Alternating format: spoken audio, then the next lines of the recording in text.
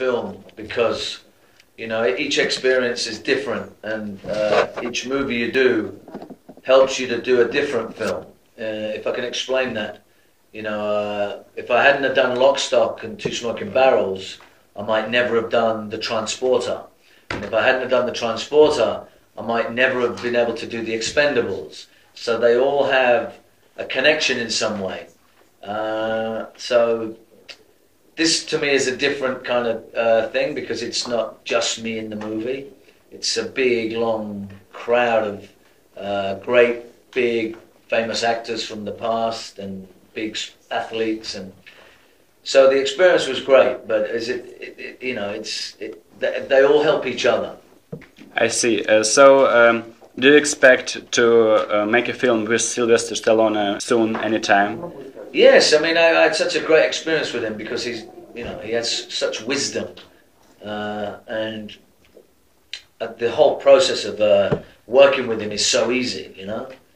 So I would definitely want to work with him again. And I said, if you have anything you want to do, then, you know, I'll be your man straight away. There's no question. So were you practicing martial arts very hard while preparing for this movie? And who was your mentor for this kind of stuff that you do, fighting and so on? Yeah, it's, you know, fighting in order to be good on the screen for camera and for stuntmen. So it's very choreographed and rehearsed. But we had one of the stunt coordinators, his name is Chad Stileski, and he's very, very experienced with knives and weapons. So we had a lot of training with him. So do you really can throw a knife this fast? It's just a video effect, or it's your skill? It's your real skill? Well, Sly tends to film everything for real, and that is what drives him. This is why he comes from a school of making movies where they shoot everything. This is Silvester Stallone was making action movies before CG and all the computer technology was around.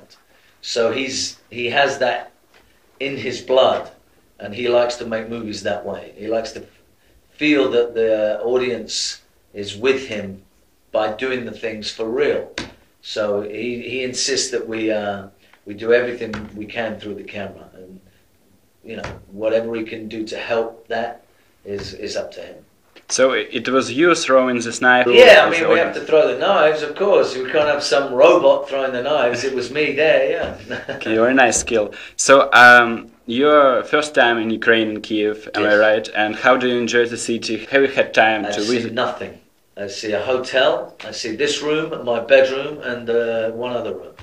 So that is my experience of Kiev so far. So do you plan to travel Kiev, or it just was a visit, short visit? Just see, if we didn't have to do these interviews, we could see the city and it'd be lovely. I see. I'd be glad to make you. Well, yeah, one is my selfish side wants to see the city, and the other wants to talk to the people that that are interested in the movie and to give us an interview, which is great. I love that. So we can't do two things at one time, so it's, I think to see the city, we're going to have to come back on another day. Okay, so what made you to agree to come in Kiev, not in any other city, but in Kiev today, and to be at the premiere of your movie? What is the main reason why you came here? There's a lot of reasons, and it's not for me to answer all those reasons, but the good thing is we like to come to parts of the world where we can, meet people and talk to people that want to talk to us, and that's the main thing.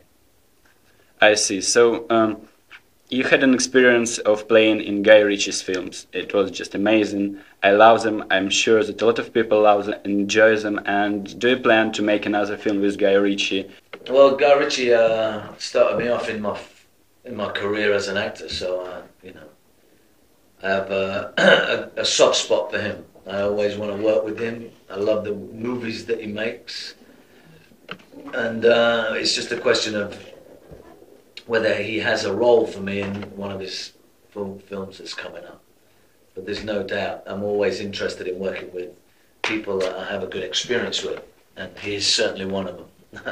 When someone goes to the cinema and sees your movie, Expendables, what do you expect this visitor? What do you expect him to see? What do you want him to understand through this movie? I don't know if it's an intellectual movie that's supposed to make provoke thoughts in this way. I mean, what we try and do is, touch everybody, and that's what Stallone is very good at. He likes to appeal to a broad audience and not just the intellectual types. He likes to satisfy everyone, so they don't come in there with some weird pretentious ideas that it was so special in this world. But what he does, he understands that when he tells a story, it's a real story about real people and real emotions, and so people can relate to that, and they can get behind the characters, and they can feel their joy and their pain and frustrations, whatever that is. And it's I think that's what movie going is about. This was a very massive movie, and we have seen Arnold Schwarzenegger and Silvester Stalone participate in it. Could we consider this as a goodbye movie for them, as this could be their last role, or they will continue and go on making other movies? What do you think?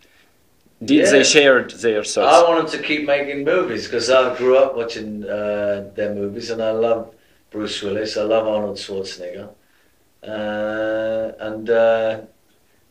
I personally want them to keep making movies for a long, long time. And the idea was that it wouldn't be a goodbye movie, it would be just a massive movie, just not a goodbye. There's no goodbye messages. No.